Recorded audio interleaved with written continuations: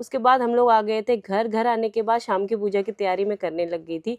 मैंने यहाँ पे हम तीनों की कौलियों में डाल दी थी चीनी, और उसके बाद आटा भी डालना था, क्योंकि जहाँ पे हम कथा सुनने जाते हैं ना, तो यहाँ पे ये सब दे के आते हैं, तो सारा ये सुच्चा होता है। हम लोगों ने फ्रेश आटा मंगवाया था, तो वही हमने डाल दिया था। हमारे यहाँ तो करवा चौथ की पूजा इसी तरह होती है, तो आप लोगों के यहाँ भी ऐसी होती है? कमेंट करके जरूर बताना। और हर जगह के अपने अपने रीति रिवाज होते हैं, तो पूजा करने का तरीका भी थोड़ा बहुत अलग होता होगा। तो उसके बाद मेरी देवरानी ने आटा गूंद लिया था, और आज का जो दिया होता है ना, वो आटे का ही बनता है। तो मुझे ये दिया बनाना नहीं आता है। मेरी देवरानी एकदम परफेक्टली ये दिया कितने अच्छी तरीके से बना रही थी। इसी में जाता है घी और बाती लगती है, और जब ये एक बार जल जाता है पूजा के टाइम पे, उसके बाद चांद आने तक इस दिए को बुझने नहीं देना होता है। तो क्या आप लोगों के यहाँ पे भी ऐसा ही होता है? और कई जगह ना मिट्टी के दिए भी यूज करते हैं, पर हमारे इसमें ऐसा नहीं होता है। तो दिया तो बन चुका था। उसके बाद हम दोनों चले गए थे मंदिर में, और हम दोनों ने सजानी थी अपनी थाल, जो कि हमने जाना था पूजा करने के लिए। जो सुबह मम्मी ने हमें सरगी दी हुई थी ना, तो उसी थाल में हम लोगों ने